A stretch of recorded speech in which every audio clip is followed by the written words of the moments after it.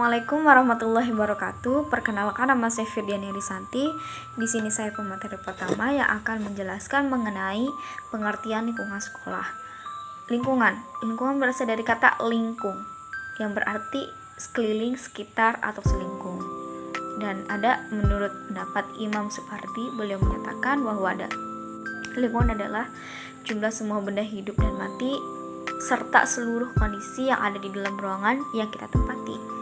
Sedangkan pengertian dari sekolah adalah suatu lembaga formal yang secara sistematis melaksanakan program bimbingan, pengajaran, dan latihan dalam rangka untuk apa? Untuk membantu agar siswa mampu mengembangkan potensi dan bakatnya, baik yang menyangkut aspek moral, spiritual, intelektual, dan emosional, bahkan sosial.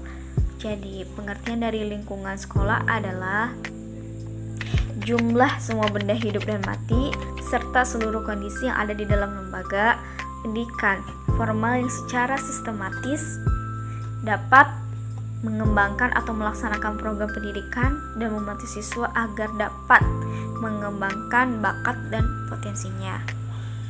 Mungkin cukup sekian penjelasan dari saya, kurang lebihnya mohon maaf. Selanjutnya akan dilanjut oleh rekan saya yang bernama Dede Wahyudi. Assalamualaikum warahmatullahi wabarakatuh.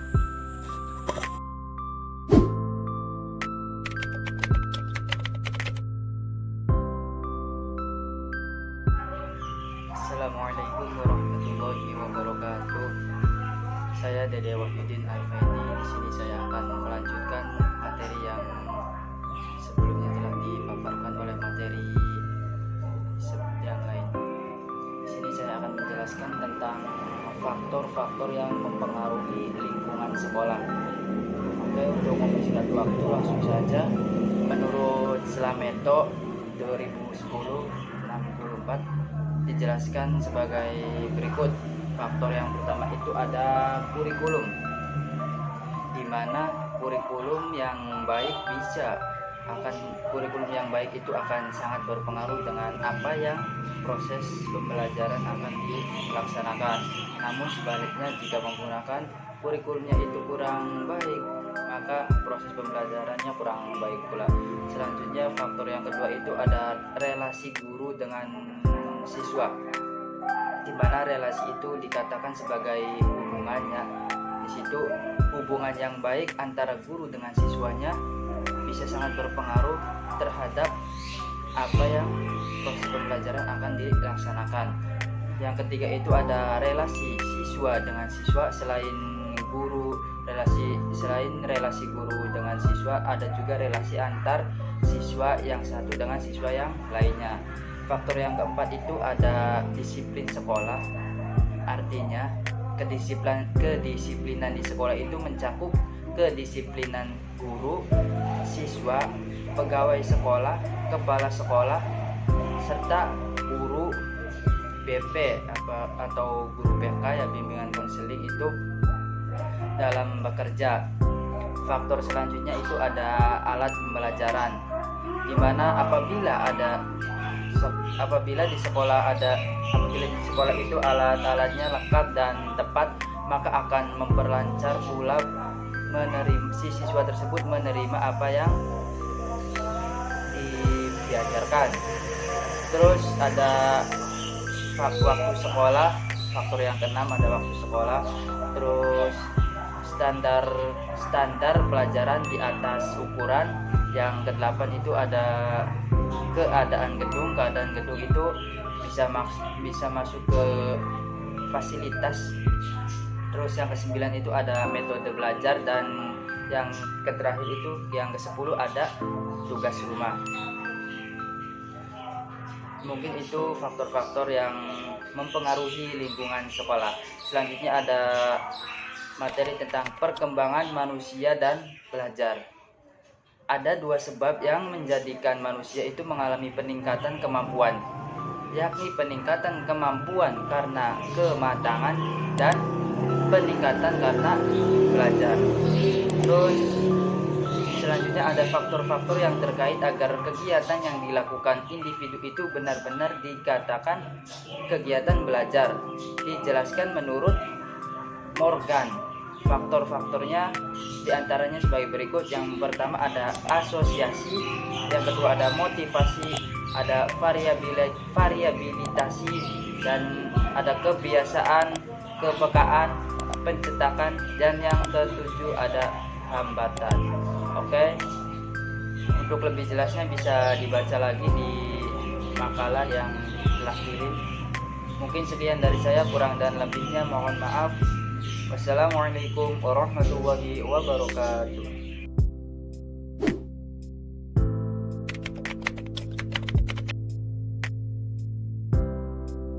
Assalamualaikum warahmatullahi wabarakatuh. Saya Trinur Haiti akan membahas tentang peranan psikologi pendidikan bagi peserta didik.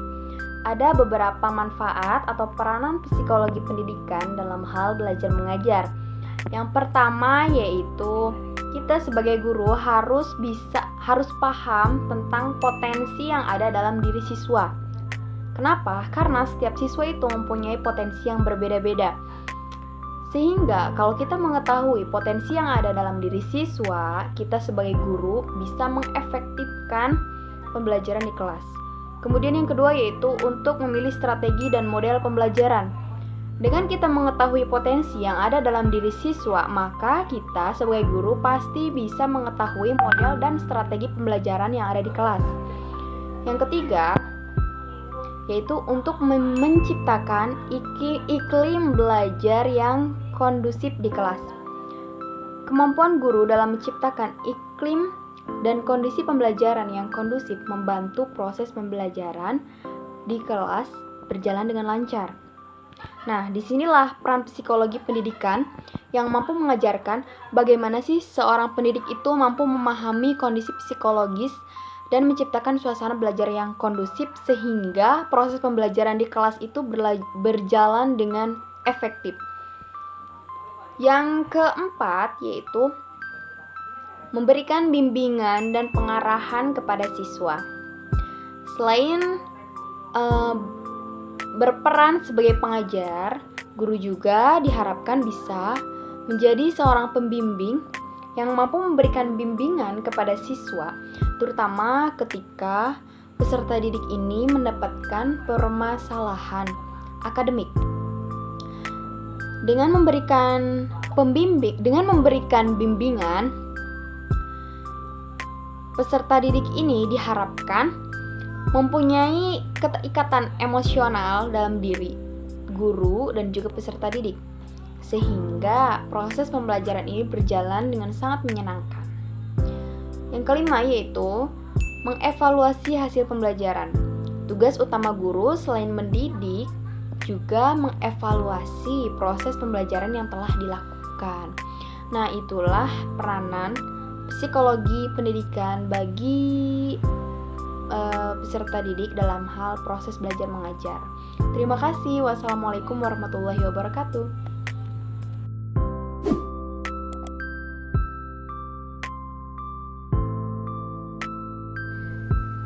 Poin keempat yaitu hubungan lingkungan sekolah dan minat belajar. Menurut Slamet menyatakan bahwa lingkungan yang baik itu perlu diusahakan agar dapat memberi pengaruh yang positif terhadap anak atau siswa sehingga dapat belajar dengan sebaik-baiknya. Nah, sekolah itu kan memiliki struktur, sistem dan organisasi yang baik bagi penanaman etika, moral, disiplin, dan pengetahuan. Nah, apalagi bila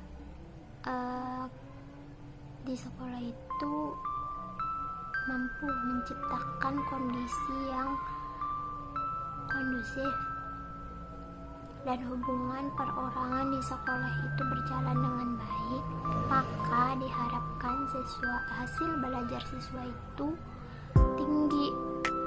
Nah, sebaliknya, jika sekolah itu tidak mampu menciptakan keadaan kondusif dan hubungan